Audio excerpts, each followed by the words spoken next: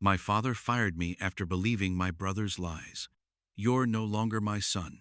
6 months later, I showed evidence that destroyed everything.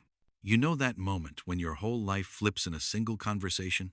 For me, it happened in my dad's office, with HR in the corner, my brother smirking by the window, and my father looking at me like I was a stranger. He pushed a folder across the desk, pointed at it, and said, "Sign it. You're done here. And as far as I'm concerned, you're not my son anymore." Security was already waiting in the hallway. 12 years of work, gone in a 5-minute meeting. The title, the respect, the apartment, the car, the future I thought I had in our family business, all ripped away while my brother sat there acting like a concerned bystander. That was the day I went from operations director to disgraced thief in the local business rumor mill. My father fired me for supposedly stealing hundreds of thousands of dollars from the company my grandfather started in a garage.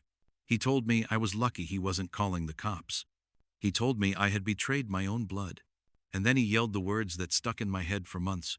"You're no longer my son." 6 months later, I walked back in with proof that showed exactly who had really been stealing. Let's just say, the golden child didn't look so shiny when the numbers finally spoke for themselves. Now my brother is the one begging for help. So yeah, sup Reddit. My name's Kai. I'm 36, and this is the story of how my father chose my brother's lies over my loyalty, destroyed my life in one afternoon, and how, half a year later, I handed him the kind of evidence that you can't ignore, even for your favorite son. Before everything blew up, my entire identity was wrapped around a company called Parker Industrial Supply. It's a third-generation family business, the kind of place most people drive past without noticing. But half the factories in the region would panic if we disappeared. My grandfather started it in a cramped garage with one old machine, a beat-up workbench, and a stubborn belief that if you made good parts and kept your word, people would come back. He was a machinist first, businessman second. Grease under his nails, metal shavings on his boots, coffee in a chipped mug. My dad, Larry, took what my grandfather built and turned it into a $40 million manufacturing company. We made industrial parts, hydraulic components, specialty fasteners, all the unsexy stuff that keeps big machines moving and production lines from shutting down. If something broke, if a plant needed a custom piece yesterday, we were the people they called. From the time I was a kid, my father drilled one rule into me: earn your place or get out. There were no shortcuts for me, no soft landings. When I was 23, while my friends were figuring out their careers, I was on the warehouse floor at 5 in the morning, loading trucks in the freezing dark. Over the next 12 years, I worked almost every position in that building. I ran CNC machines until my back ached, learned how to read blueprints, dealt with inventory when suppliers screwed up, managed shipping when storms delayed deliveries, and calmed down furious customers when orders were late. If there was a crisis, I was usually somewhere in the middle of fixing it. My job title changed over time, but the grind never really did. My father said he wanted me to understand the business from the ground up, so when I eventually took on leadership, I'd know what every decision meant for the people on the floor. And for a while, I believed that was his plan. By the time I became operations director, I knew that company inside out. I knew which machine sounded wrong 2 days before it failed. I knew which suppliers you could trust, and which ones would smile to your face and ship you junk. I knew which clients would pay late but always come back with bigger orders. I wasn't flashy. I wasn't the guy closing big deals on golf courses. But if you wanted Parker Industrial to actually run, you called me. Then there was my brother, Sean. If you put us side by side, most people would guess he was the successful one before either of us said a word. He's 2 years younger, better looking, smooth talker. The kind of guy who can walk into a room of strangers and walk out with 3 new best friends and a potential golf invitation. While I was freezing on loading docks and learning how to pull extra production out of overworked machines, Sean was at state school, coasting through a business degree that our father paid for. Every time he came home on break, he'd tell funny stories about parties and group projects, and Dad would just beam, talking about investment in the future. Meanwhile, I was dragging myself home from 12-hour shifts, smelling like oil and metal dust. When Sean graduated, I honestly thought Dad would make him do the same thing he made me do. Start at the bottom, learn the ropes, prove yourself. I figured we'd finally be in the trenches together, side by side in the warehouse, getting yelled at by the same foreman. Instead, he walked in and skipped the entire line. Day one, my brother came in wearing a brand new suit and a bigger smile than I'd ever seen on his face. By lunchtime, he had a nameplate on an office door. Sean Parker, Vice President of Sales. No warehouse. No late-night machine breakdowns. No inventory count in a freezing cage. Just a corner office, a company car, and a salary that made my paychecks look like pocket change. When I asked my dad about it, he didn't even pretend it was equal. "This is strategic placement, Kai," he said. "Your brother has people skills you don't. Sales needs a certain personality. He's a natural." What he really meant was, Sean reminds me of me when I was his age. My grandfather was the kind of guy who would rather fix a machine than sit in a boardroom. Dad always saw that as a weakness, something he had to grow beyond. I reminded him of the man who built the company with his hands. Sean reminded him of the man he thought he'd become when he left the shop floor behind. In my father's mind, there were two kinds of people in the business: the ones who got their hands dirty and the ones who shook hands and signed deals. And no matter how much I proved myself, I was always going to be in the first category. Sean, he was the golden child, the future, the one Dad was already picturing in his own chair one day. Here's the thing about being the overlooked son. You develop a sixth sense for when something isn't right. When nobody automatically trusts your judgment, you learn to double-check everything, to keep receipts, to make sure the numbers back you up. So when the money started feeling wrong, it wasn't because of one giant red flag. It was death by 1,000 little details. It started with inventory. We'd close out a month and the physical counts wouldn't quite match what the system said we had. Not by huge amounts, just enough to make my brain itch. A pallet of material that should have been there suddenly wasn't. Parts that supposedly came in on a certain date had no receiving paperwork. Then there were the purchase orders. Every now and then, I'd see orders for materials that nobody on the floor remembered working with. POs marked as delivered, signed off in the system, but no one could tell me where the product actually went. No machine logs, no job tickets, nothing. At first, I blamed sloppy paperwork. We'd been busy, short-staffed, people make mistakes.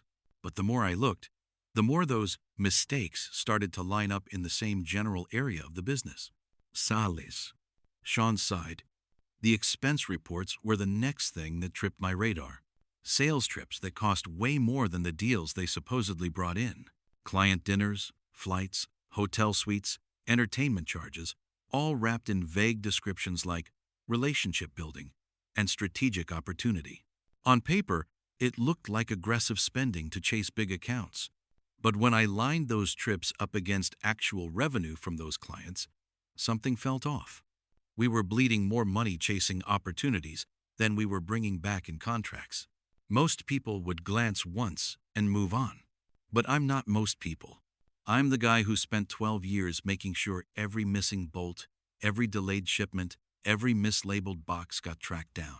So I did what I always do. I started paying attention harder. I pulled copies of certain reports. I highlighted weird patterns. I noted which vendors showed up again and again on questionable orders. I didn't go in guns blazing. I just watched. And the more I watched, the heavier that feeling in my gut got. This wasn't just sloppy accounting or a few lazy entries. There was a pattern, and it was getting louder every month. Finally, I hit the point where I couldn't just ignore it anymore. So in one of our weekly meetings, while my dad and I were going over operations, I opened my mouth and made the choice that changed everything. "Hey," I said, as calmly as I could, "I've been seeing some discrepancies in inventory and some unusually high expenses on the sales side. Do you want me to run a deeper audit, just to make sure everything's clean?" My dad's reaction to my question was bad, but Arthur's reaction to the numbers was worse. A few days after that meeting, I was in Arthur's office going over the quarterly reports like we always did. He's the kind of guy who keeps paper copies of everything, files labeled by hand, calculator older than some of our machines. If the system said one thing and his math said another, he trusted his math. I hesitated for a second, then finally slid my little stack of weird documents across his desk. Arthur, can you take a look at these? I'm seeing patterns that don't make sense. He didn't say anything at first. He just adjusted his glasses, pulled the pages closer, and started reading. One by one, he went through the purchase orders, the expense reports, the inventory summaries I'd printed. The only sounds in the room were the soft hum of the air vent and the scratch of his pen when he circled something. 5 minutes passed, then 10, then 20. I could feel my heartbeat in my throat. Finally, he put his pen down and leaned back in his chair. For a second, he just stared at the ceiling, like he was trying to decide how honest he wanted to be. "You're right," he said quietly. "Something's off." Those 2 words hit harder than if he'd yelled. I swallowed. "How bad are we talking?" He pulled a legal pad closer and started writing. Numbers, dates, vendor names, totals. He cross-checked line items against revenue, overhead, profit margins. He grouped suspicious transactions together, followed them month by month. I watched him fill a whole page with math that felt like a slow-motion car crash. Without a full audit, he finally said, "We're probably looking at 300,000 minimum." He tapped the pad with his pen. "If the pattern goes back as far as it looks like it does, it could be closer to $500,000. $500,000. That's not the kind of money you just shrug off as bad budgeting. That's the kind of money that gets companies shut down and people locked up." "We have to tell my father," I said. Arthur sighed, the kind of deep, tired sigh that comes from 23 years of watching owners ignore what they don't want to see. "Kai, your father is not going to want to hear this, especially if it points toward Sean's side of the business. You know how he is about your brother." I knew, but I was still stupid enough to believe that if we walked in with clear numbers and organized proof, he'd pick the truth over his favorite son. I was wrong. The meeting that changed my life was on a Thursday afternoon in late March. I remember the exact day because I spent the 3 days before it practically living in my office, getting everything ready. If I was going to accuse someone of stealing from my father's company, I wasn't going in half prepared. I built a binder. Bank statements, purchase orders, shipping records, inventory summaries, expense reports, all organized with tabs and highlights like I was prepping for a court case. Because in a way, I was. When I walked into my dad's office, he was behind his desk, arms crossed, expression already tight. Sean was in the leather chair by the window, one ankle resting on his knee, looking relaxed and curious, like he was just there to support Dad. I set the binder on the desk and opened it. I kept my voice calm, professional. "I've been reviewing some irregularities," I said. "I think we may have a serious problem in the way certain expenses and purchase orders are being handled. I'd like to recommend bringing in an outside auditor." Page by page, I walked them through it. The missing inventory. The delivered materials nobody ever saw. The higher-cost trips that didn't line up with actual revenue. The vendors that popped up over and over on questionable orders. My dad didn't interrupt us. He just listened, jaw clenching tighter with every page I turned, face getting redder and redder. I thought he was getting angry at the idea that someone was stealing from his company. I thought he was angry at the situation. I completely misread it. When I finished, the room went quiet. For a second, I actually let myself hope he'd say, "Good work catching this." Instead, he stood up so fast his chair rolled back. "You brought me in here to accuse your brother of theft?" he snapped. "I'm showing you irregularities that need investigation," I said. "We should let an independent auditor." "Irregularities?" He spit the word out like it tasted bad. "You've been looking for ways to undermine Sean since the day he joined. Because you're jealous. Because he's better at his job than you've ever been." I felt my stomach drop. Sean still hadn't said a word. He just sat there, lips slightly curved, enjoying the show. "The numbers don't lie," I said, trying to hold my ground. What we need," my father cut in, "is to figure out what to do with you." That was the moment I realized I hadn't walked into a problem-solving meeting. I'd walked into an ambush I didn't even know had been set. And from the satisfied look on Sean's face, he'd been waiting a long time for this. What happened next still feels like watching someone rewrite my life in real time. The meeting went from bad to catastrophic in under 20 minutes. Sean finally leaned forward, all fake concern and calm voice. "Dad, I think we should talk about what's really going on here," he said. Just like that, he wasn't the one being questioned anymore. He was the reasonable brother trying to help. My father sat back down, eyes still burning. "Go ahead," he said. Sean sighed, like this was hard for him. "Kai's been under a lot of stress," he began. "He's been making mistakes in shipping schedules, snapping at the warehouse guys, showing up late. I didn't want to say anything, because he's my brother, but I'm worried he might be having some kind of breakdown." I stared at him. "What are you talking about?" He held up his hands like he was trying to calm me. "See? That right there. This anger. It's not like you, Kai." Then he turned back to our father. "I think he's projecting his own issues onto me. He's creating these conspiracy theories about missing money because he can't handle the pressure." The speed at which he flipped the story was terrifying. In a few sentences, I went from the guy who found the theft to the unstable problem employee inventing drama. "I'm not having a breakdown," I snapped. "The numbers are right there. The numbers that you compiled," Sean cut in smoothly, "based on your interpretation. Dad, I've been in sales for 8 years. My expenses are higher than some other departments because that's how sales works. Client dinners, travel, entertainment. It's all legitimate business investment that generates revenue." "Then you won't mind an independent audit verifying that," I said. That was the wrong move. My father's face went from red to purple. "You want me to spend company money on an outside audit because you've got some paranoid theory about your brother?" he shouted. "You want to bring in strangers to dig through our books and make us look like we don't know how to run our own company?" "I want to make sure we're not hemorrhaging money," I said. "The only thing hemorrhaging around here is my patience," he snapped. "I've had enough. You're suspended. 2 weeks, no pay. Use that time to decide if you still want to be part of this family business, or if you'd rather keep attacking your brother." Suspended. For bringing him proof that something was wrong. I looked at Sean. He was still wearing that slight, satisfied smile. This was the moment he'd been engineering. I walked out of that office, with my binder of evidence in my hands, thinking I'd just made the biggest mistake of my career. I didn't realize yet that the real trap was still coming. 3 days later, my father called and told me to come back to the office at 4 p.m. sharp. For a second, I actually thought maybe he'd looked at the evidence and changed his mind. I was wrong. Getting fired is bad. Getting fired by your own father, framed as a thief, and disowned in the same breath? That's a different level. Security walked me out of the building, while Jerry from the warehouse pretended not to know me. I had 1 hour to clear out the company apartment.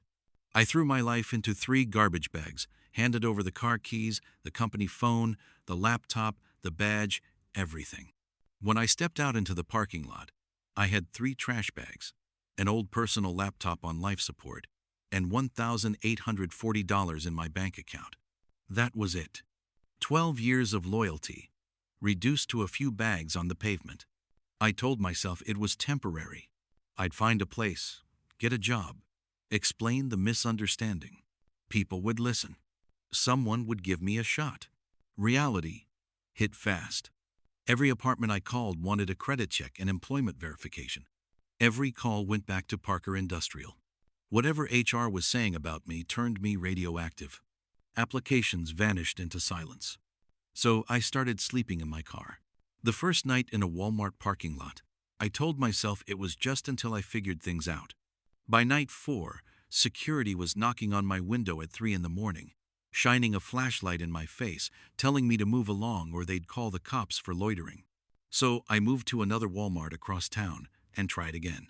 You learn things when you're living out of your car. Which gas stations have bathrooms where you can wash up without getting kicked out? How many layers you need to not freeze when the temperature drops? How long you can go without a real shower before people start avoiding you? Friends, they disappeared fast. Man, I'd love to help, but my girlfriend would kill me. Kai, I'm in a tiny studio. There's no space. I heard what happened at your dad's company. Maybe it's better if we don't get involved. Yeah, I got the message. By day 6, my savings were already bleeding out on cheap food, and the occasional motel bed when the cold got too bad. I applied for every job I could find. 11 applications. 0 callbacks. On day 23, I finally caught a break. A hardware store needed a night shift stocker. The manager, Carlos, took one look at my wrinkled shirt and tired face and didn't ask many questions. "You ever work retail?" he asked. "Not exactly," I said. "I managed logistics for a manufacturing company for 12 years. He glanced out at the car I'd been sleeping in, then back at me. "You show up on time and you work. I don't care about the rest. Can you lift 50 pounds? "Yes." "Then you're hired. 10 p.m. to 6 a.m. $12 an hour. Not enough to rebuild a life, but enough to not starve." By day 35, I found a $600 studio that probably should have been condemned. Thin walls, clanging radiator, mold on the mold in the bathroom. But it had 4 walls and a door that locked. After a month in the car, it felt like a palace. Then, in month 3, my car died for good. Transmission gone. The mechanic quoted me $2,800 to fix it. I had $450 after rent and food. So I started taking the bus. 2 hours each way, 4 hours a day in transit, 8 hours a night moving boxes for $12 an hour, then back to my shoebox apartment to microwave cheap food and try not to think about the life I'd lost. And the whole time, the story spreading in the local business community was simple. Kai Parker, the son who stole from his own family. The thing about rock bottom is that once you stop free-falling, you start thinking. Not right away.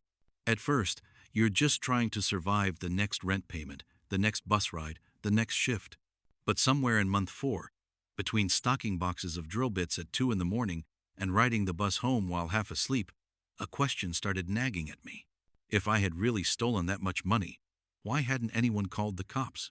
My father had thrown those words at me in his office. "You're lucky I'm not having you arrested."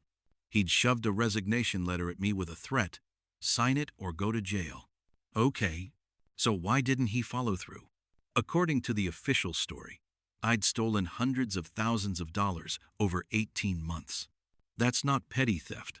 That's the kind of thing owners use as an example when they say, "We're pressing charges to protect the company." But months passed. No police. No detectives. No subipuenas. Nothing. I realized there was only one explanation that made sense. If they tried to prosecute me, real investigators would have to go through the books. Not my brother. Not my father. Not the HR lady reading from a script. Actual forensic accountants who didn't care about family drama. And if that happened, the real money trail would show up. Whoever was actually stealing couldn't risk that. They didn't spare me because of mercy. They spared me because they were scared of what an investigation would uncover.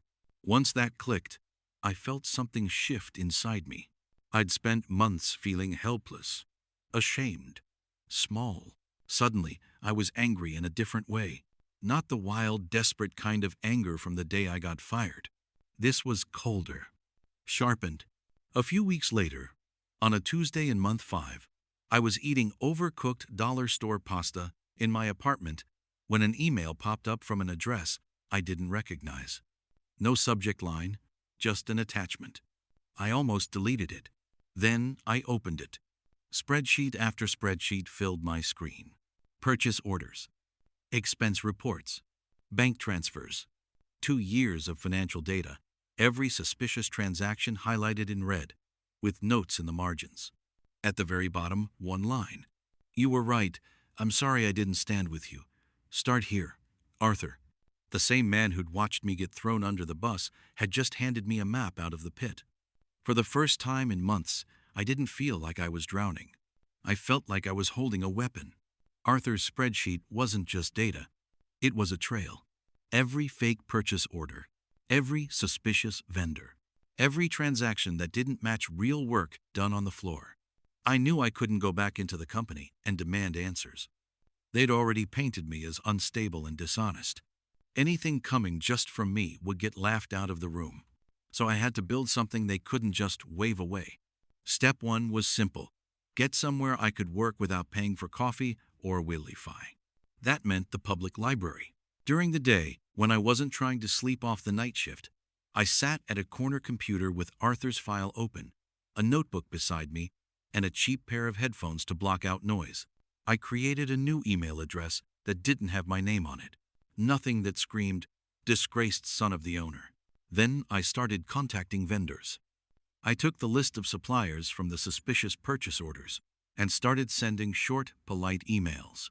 "Hello, we're reviewing historical records. Can you please confirm any orders or work you completed for Parker Industrial Supply between these dates?" Most messages vanished into the void. Some bounced back from dead addresses. A few got quick, generic replies. But then, one answer changed everything. A small fabrication shop in Ohio replied 2 days later. "We did some work for Parker about 5 years ago," the owner wrote. "Haven't done anything with them since 2019. Why do you ask?" I looked back at Arthur's notes. He'd flagged a purchase order from 8 months earlier, $47,000, supposedly paid to that same shop for custom parts that never existed. They hadn't done the work. They'd never seen the money. That meant whoever created that PO had directed the payment somewhere else, and that whoever had access to the system, authorization codes, and the confidence to assume nobody would ever look too closely. I documented everything: screenshots, printed emails, detailed notes. Then I moved on to the next vendor. Over the next few weeks, a pattern started to appear. Half the suppliers on those flagged purchase orders had either never done business with Parker in the time frame listed, or didn't exist in any real way outside of a mailbox and a registration form. Someone at Parker Industrial had built a network of ghost vendors and fake orders, funneling money into places it was never supposed to go. And I had just started pulling on the first loose thread. Once the pattern was clear, I stopped thinking like a victim and started thinking like the guy who ran operations for 12 years. If there's one thing I understand, it's how systems break when you pull the right lever.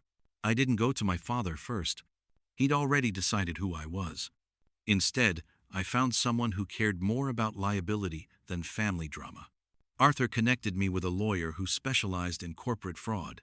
We spent hours going through everything I'd gathered: his spreadsheets, my vendor emails, the fake purchase orders, the non-existent suppliers. By the time we were done, he said, "If this goes public, your brother isn't just getting fired, he's getting indicted." Together, we approached a couple of board members and a major lender quietly tied to Parker Industrial. People with serious money on the line. We didn't go in with emotions. We went in with documents. A few weeks later, my father called me.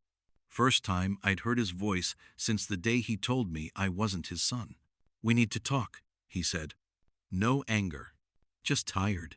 When I walked into the conference room, it wasn't just him and Sean. It was him, 2 board members, a bank representative, Arthur, and my lawyer. Sean looked like he hadn't slept in days.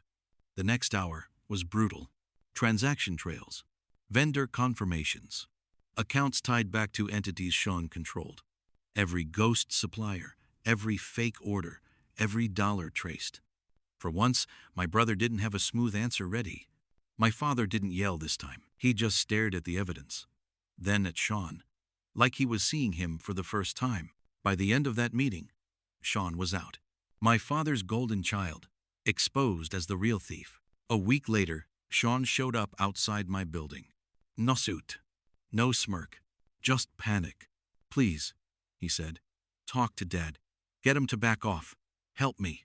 The same brother who watched my life burn was suddenly begging me to save his. You'd think that moment would feel amazing. The brother who framed you, standing there desperate, asking for help. It didn't. It felt empty. Because by the time the truth came out, I'd already lost almost everything that version of me valued. The title, the reputation, the chance to be the heir my father wanted. I didn't get those months in my car back. I didn't get back the way people used to look at me before the rumors. What I did get was clarity.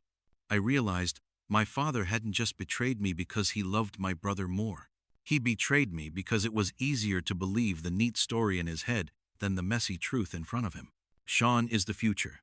Kai is the workhorse. Anything that challenged that felt like an attack, not a warning. I also realized something about being the overlooked son. All those years paying attention, double-checking, documenting, doing the unglamorous work, that was my power. It's why I spotted the theft.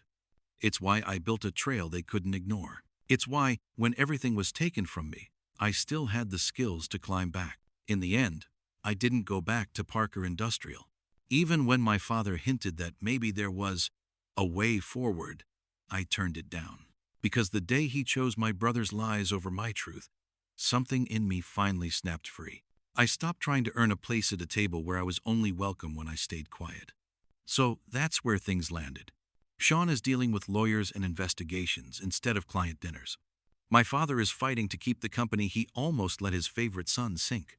Arthur is slowly rebuilding his spine, one honest choice at a time. And me? I'm not rich. I'm not magically healed. But I've got my own tiny apartment that I pay for myself, a clean name on paper, and a new career path that doesn't depend on anyone's last name but mine. I still think about that day in my dad's office sometimes when he said, "You're no longer my son." Funny thing is, he was half right. I'm not the son who lives to prove himself to him anymore. So, what do you think, Reddit? If you were in my shoes, would you have tried to save your brother once you had the power, or would you have watched him fall? Do you think my father deserves another chance in my life after what he did? Or is cutting contact the only sane move here? Let me know your thoughts in the comments. If you enjoyed this story and want more like it, don't forget to like, subscribe, and turn on notifications so you don't miss the next one.